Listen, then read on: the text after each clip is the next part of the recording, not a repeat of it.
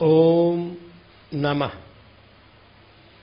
श्री महावीराय नमः। श्री द्वादशांग श्रुतदेव्यै नमः। आचार्य श्री आदि सागर महावीर कीर्ति सन्मति सागर गुरुभ्यो नमो नमः। परमपैवड्डमदिं परमेट्टीनं करोमि नवकारं सगपरसिद्धिनिमित्तं कल्याणालोयणावुच्चे।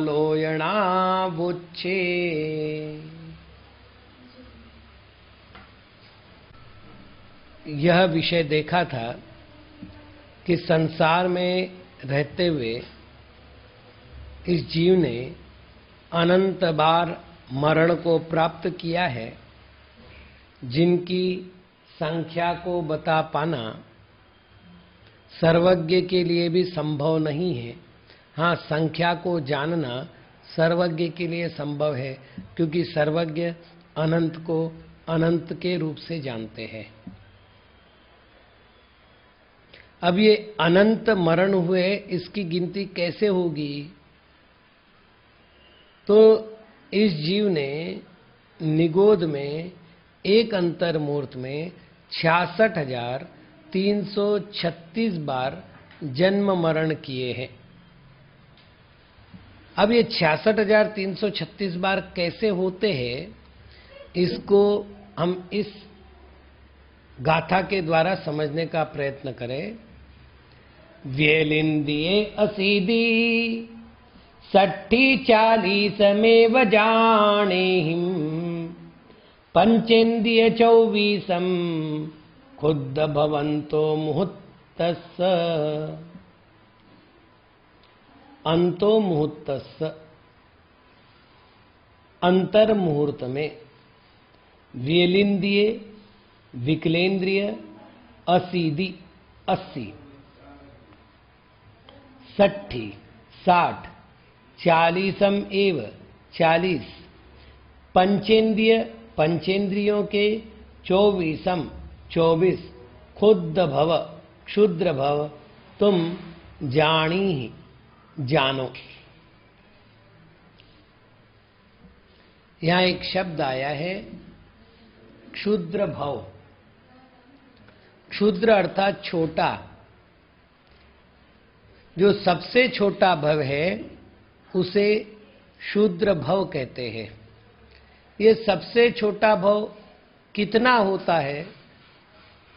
तो एक स्वस्थ पुरुष एक बार श्वास लेता है, उस श्वास के काल में क्षुद्र भव ग्रहण करने वाले उस जीव का 18 बार जन्म और 18 बार मरण होता है।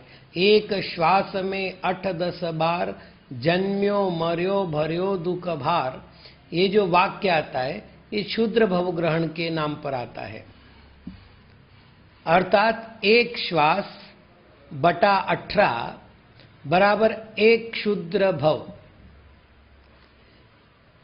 अंतर मुहूर्त काल में, अर्थात आवली से ऊपर एक समय से लेकर मुहूर्त से नीचे एक समय तक के काल में यह जीव 66,336 बार जन्म मरण करता है।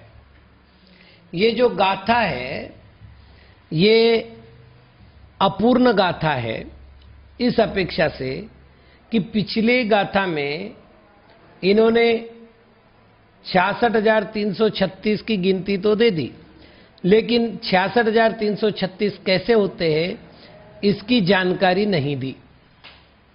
और इन्होंने केवल द्वेन्द्रिय त्रिन्द्रिय चतुरेन्द्रिय पंचेन्द्रिय जीवों के क्षुद्र भव दे दिए।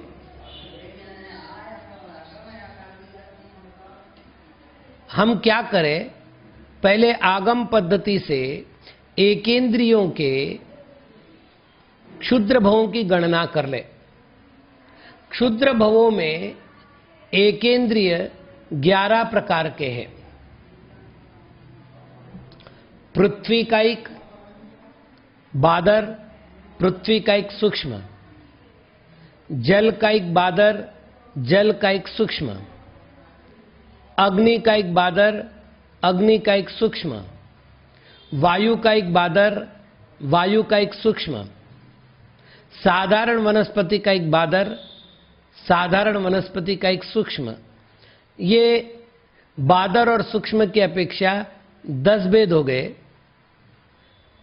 प्रत्येक वनस्पति का एक नियम से बादर होते हैं, और जो बादर होते हैं उनको, मतलब केवल बादर होते हैं, उनको बादर अथवा सूक्ष्म में विशेषण लगाने की आवश्यकता नहीं होती, क्योंकि विशेषण तब लगाया जाता है जब किसी से किसी को अलग बताने की हमारी इच्छा होती है, प्रयोजन होता है। अतः प्रत्येक वनस्पति का एक भेद। वापिस देख ले, पृथ्वी का एक, जल का एक, अग्नि का एक, वायु का एक, साधारण वनस्पति का एक। इन पांचों के बादर और सूक्ष्म इस प्रकार 10 भेद हुए। उसमें प्रत्येक वनस्पति का एक मिला दिया तो 11 हुए।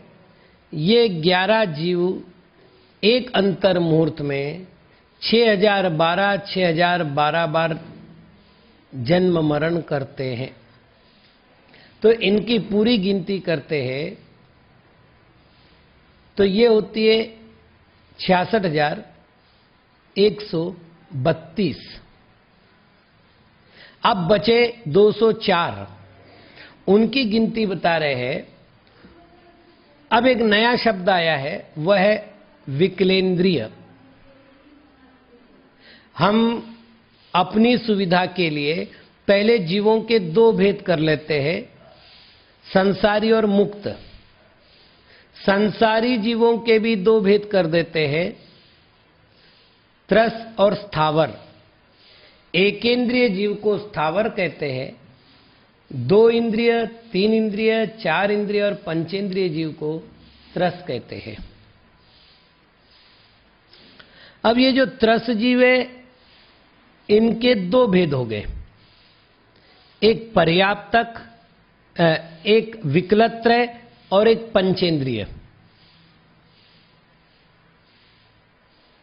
विकल अर्थात अपूर्ण, विकल अर्थात कमजोर, विकल अर्थात हीन। जो इंद्रियों की अपेक्षा हीन है, अर्थात जिनकी 5 इंद्रियों में कोई न कोई हीनता है, उनको हमने कहा विकलेंद्रिय। और वो 3 प्रकार के जीव है, इसलिए उनको कहते हैं विकलत्रय। वो 3 प्रकार के कौन से हैं? द्विंद्रिय, त्रिंद्रिय, चतुरेंद्रिय। अब एक जानकारी और दूं जो साथ में आवश्यक है कि सिद्धांत ग्रंथों में विकल चतुष्क नाम का एक शब्द भी आता है। अभी हमने बताया विकलत्रय, किंतु विकल चतुष्क नामक शब्द भी आता है। जब विकल चतुष्क नामक शब्द आए तो उसका अर्थ करना है द्विंद्रिय, त्रिंद्रिय, चतुरिंद्रिय और असंगी पंचेंद्रिय, क्योंकि संगी पंचेंद्रिय की अपेक्षा असंगी पंचेंद्रिय में मन की हीनता होती है, और जिनमें हीनता पाई जाती है उनको विकल कहते। हमने ये लक्षण बना दिया, इसलिए पंचेंद्रिय जीव भी विकलेंद्रिय की श्रेणी में आते हैं। जहां पर त्रय शब्द का प्रयोग आएगा वहां 2 इंद्रिय, 3 इंद्रिय, 4 इंद्रिय, और जहां पर चतुष्क शब्द का प्रयोग आएगा द्विंद्रिय, त्रिंद्रिय, चतुरेंद्रिय, असंगी पंचेंद्रिय। एक बात ध्यान रखना है, ये विवक्षा भेद है, अपेक्षा भेद है, कथन करने की पद्धति में भेद है, सिद्धांत में भेद नहीं है। क्योंकि जब जीवों के 3 जीव समास किए जाएंगे तो 3 जीव समास होंगे, एकेंद्रिय अर्थात स्थावर, विकलेंद्रिय और पंचेंद्रिय। तो जब विकलेंद्रिय कहेंगे तो वहां 3 ही होंगे, 4 नहीं हो सकते। और फिर जब हम पंचेंद्रिय के 2 भेद करेंगे तो वहां भेद होंगे संगी और असंगी। तो यहां यह ज्ञातव्य है कि अपेक्षा भेद है, सिद्धांत भेद नहीं है। तो ये जो 3 प्रकार के जीव है, ये 3 प्रकार के जीवों की क्रम से संख्या कितनी है? तो कहते 80 60 40 एव, अर्थात एक अंतर मुहूर्त में द्विंद्रिय जीव यदि जन्म मरण करेगा तो 80 क्षुद्र भव धारण करेगा।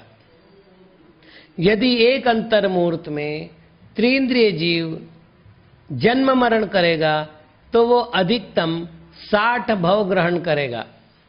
इसी प्रकार चतुरिंद्रिय जीव क्षुद्र भव ग्रहण करेगा तो एक अंतर मुहूर्त में 40 भव ग्रहण करेगा। अब बात रही है पंचेंद्रिय जीवों की, तो क्षुद्र भव में पंचेंद्रियों के द्वारा अधिकतम 24 भव धारण किए जाते हैं। तो 80 60 140 40 180 और 24 204, 66,132 और 204 सबको मिला दो तो 66,336 भेद होते हैं जो कि जीव ने क्षुद्र भव ग्रहण किए। ये तो वही वस्तु व्यवस्था। आलोचना क्या करनी है? हे प्रभु, मैंने मिथ्यात्व के वशीभूत होकर, जिन धर्म से विमुख होकर, जिनाज्ञा का परिपालन न करते हुए, बहिरात्मा बनते हुए इस अनंत संसार में अनंत जन्म मरण किए हैं, जिसमें से निगूढ़ पर्याय में मैं अनंत काल व्यतीत कर चुका हूं और उन पर्यायों में मैंने अनंत दुख भोगे हैं। यद्यपि मेरी आत्मा सुख स्वरूपी है, यद्यपि मेरी आत्मा ज्ञान स्वरूपी है, लेकिन मैं अपने स्वरूप से विभ्रमित हुआ और संसार में परिभ्रमण करता रहा। अतः मेरे द्वारा अब तक जो अपराध हुए उसके दंड स्वरूप मैंने संसार के दुखों को प्राप्त किया। अब मैं संसार के दुखों को प्राप्त नहीं करना चाहता। अतः आपके श्री चरणों में अपने मिथ्यात्व का वमन करता हूं, जिन धर्म की शरण को स्वीकार करता हूं और अपने आत्मा के उद्धार की प्रतिज्ञा करता हूं। आप मुझे शरण दीजिए और मेरे पूर्ववर्ती जितने दोष हैं उनका निराकरण कीजिए। तो ये हुआ 6 नंबर गाथा का अर्थ। अब हम 7वें क्रमांक की गाथा की चर्चा कर लेते हैं। अन्नोन्नम खज्जन्ता जीवन जीवा पावन्ति दारुणम दुःखम नहुते सिंपज्जति कह पावै धम्ममदि सुन्नो। अन्नोन्नम एक दूसरे पर, खज्जन्ता क्रोध करते हुए, जीवा जीव, दारुणम भयंकर, दुखम दुख को, पावंती प्राप्त करते हैं। हु निश्चयतः तेसिम उनकी, पज्जत्तो पूर्णता, पज्जति पूर्णता न नहीं है। धम्ममयि सुनो, धर्म बुद्धि से शून्य जीव धर्म को कथम कैसे पावई पाता है, अर्थात प्राप्त नहीं करता। यहां पर एक शास्त्रीय शब्द आया है और वह है खज्जनता, क्रोध करते हुए। आत्म के अहित विषय कषाय, ऐसा एक सूत्र है। अर्थात आत्मा के अहितकारी 2 कर्म हैं, एक विषय और दूसरा कषाय। कषाय किसे कहते हैं? तो कृषि विलेखने धातु से कषाय शब्द बना है। कृष करना, उर्वरा बनाना, ये उसका अर्थ है। जिस प्रकार एक किसान हल जोत करके खेती के जो बड़े बड़े ढेले बने होते हैं, बारिश आती है तो पानी लगने से मिट्टी के ढेले बन जाते हैं, वो ढेले जब तक बने रहेंगे उसमें कितने भी बीज वपन करेंगे तो बीज फलीभूत नहीं होते, उसका उचित फल नहीं मिलता। इसके लिए किसान क्या करता है, हल आदि के द्वारा खरपतवार भी निकाल देता है और साथ में उस मिट्टी को उर्वरा बनाता है।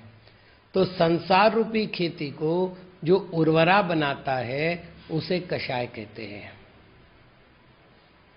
ये पहली परिभाषा हुई।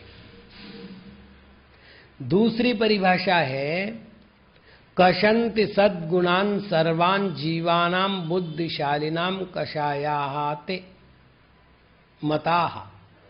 पांडव पुराण में आचार्य शुभचंद्र महाराज लिखते हैं, जो आत्मा को कसे, आत्मा के सद्गुणों को बांधे, आत्मा के सद्गुणों को जकड़ के रखे, आत्मा के सद्गुणों को प्रकट ना होने दे, उनको कषाय कहते हैं।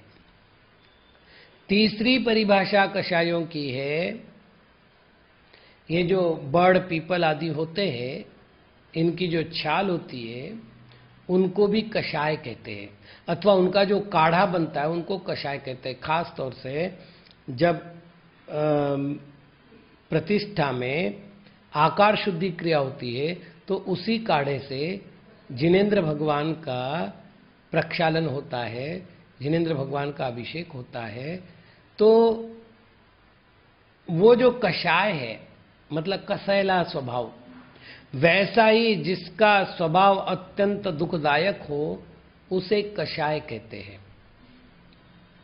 कर्मकांड में आचार्य भगवंत नेमिचंद्र महाराज के अनुसार जो आत्मा के सम्यक दर्शन को, देश संयम को, सकल संयम को और यथाख्यात चारित्र को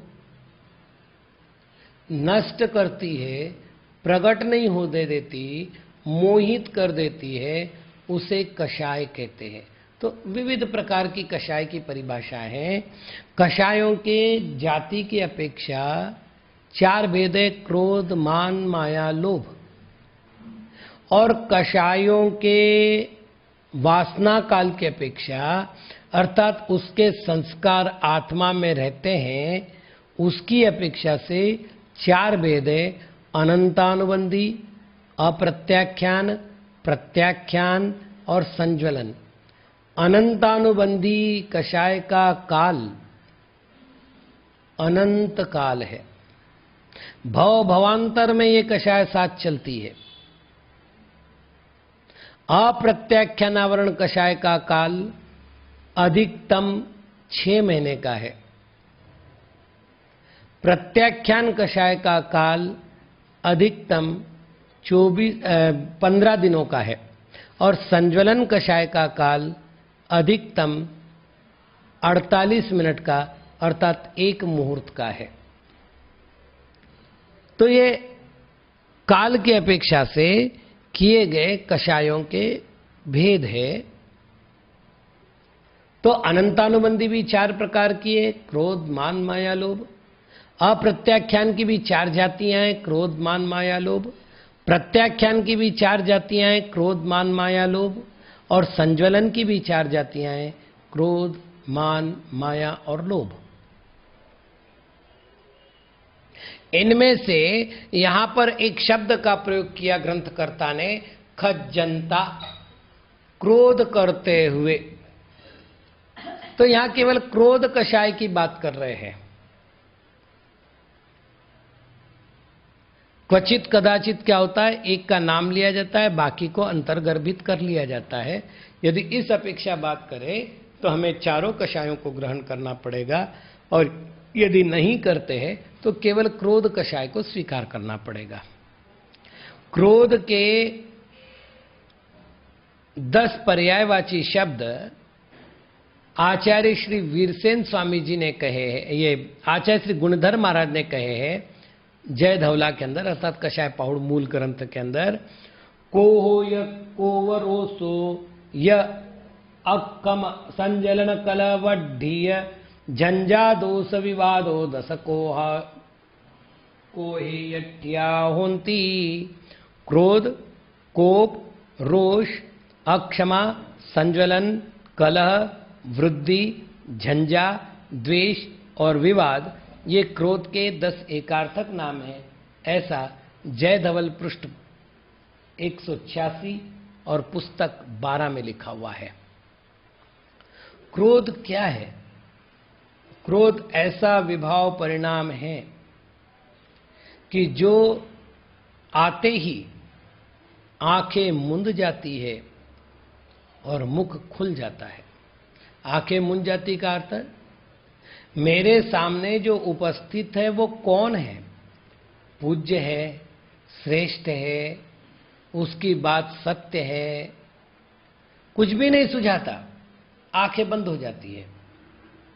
और मुंह खुल जाता का अर्थ, फिर मेरा पक्ष अयोग्य भी है। उचित शब्दों में उसका प्रस्तुतिकरण नहीं, भले ही वो योग्य हो तो भी बोल देता है। सिद्धांतविदों ने क्रोध को अग्नि की उपमा दी है। कषाय जय भावना नामक ग्रंथ का मैंने अनुवाद किया। उसमें क्रोध के समय संबंध में आचार्य महाराज लिखते हैं कि क्रोध राक्षस के समान है, उसमें बल बहुत है। वो तत्काल आकर के अनिष्ट करने के लिए उद्यत होता है। मनोवैज्ञानिक लोगों ने क्रोध को क्षणिक पागलपन माना है। जैसे उन्माद रोगी को अपना हित अहित कुछ भी प्रतिभासित नहीं होता, उसके शरीर में बल प्रकट होता है, उस बल के द्वारा वो अनर्थकारी कार्यों का संपादन कर लेता है। ठीक उसी प्रकार जिसको क्रोध आता है, उस समय क्रोध के कारण से जो आवेश आता है, आवेश से प्राप्त बल से वो अनिष्टकारी कार्य कर लेता है। ये ध्यान रखना, राक्षस की उपमा इसलिए दी है कि उसके द्वारा अनिष्टकारी कार्य ही होते, कभी भी अच्छे कार्य नहीं होते, समीचीन कार्य नहीं होते, लोकोपकारी कार्य नहीं होते, आत्मोपकारी कार्य नहीं होते।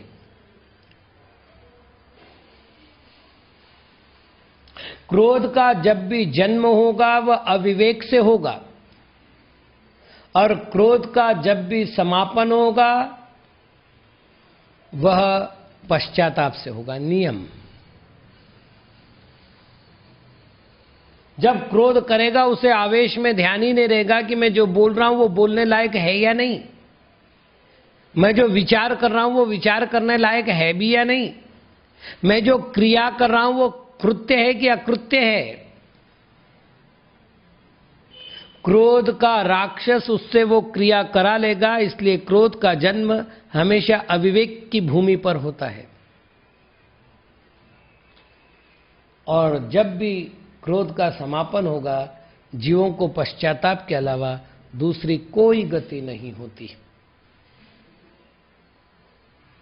तो यह जो क्रोध है, ये क्रोध उत्पन्न होने का कारण क्या है?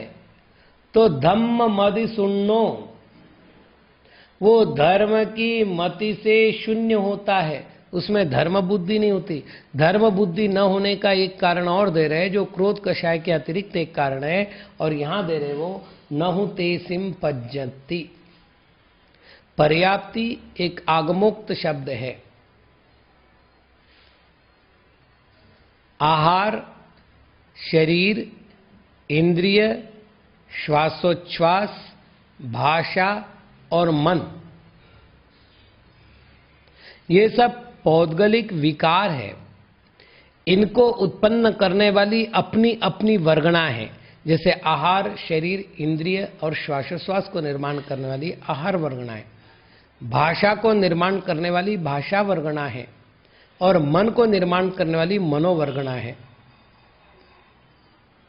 तो इनके पूर्णता करने के लिए जो जीव में शक्ति पाई जाती है उसको पर्याप्ति कहते हैं। यदि शक्ति प्रकट है तो जीव को पर्याप्तक कहते हैं, और शक्ति जब तक पूर्ण नहीं होती जीव को अपर्याप्ति कहते हैं।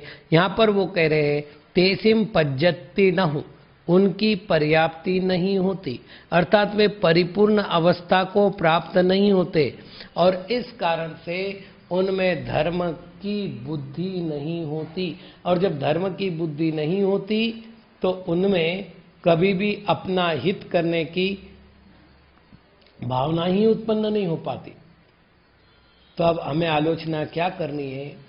प्रभु, अनादि काल से मैंने क्रोध कषाय के वशीभूत होकर के अनेक प्रकार के दुर्दांत अपराध किए हैं।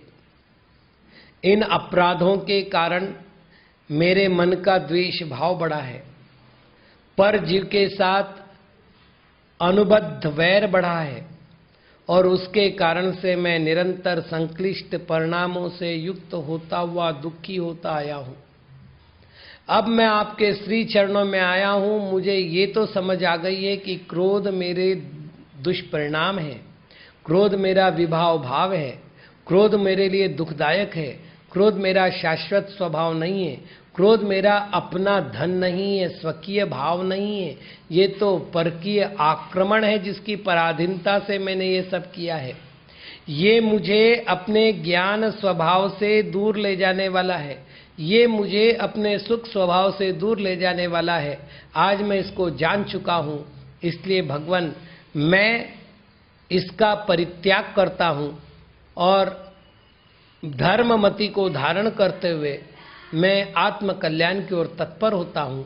ये जो भावना है यही समीचीन आलोचना होगी। आज इतना ही। ओम नमः।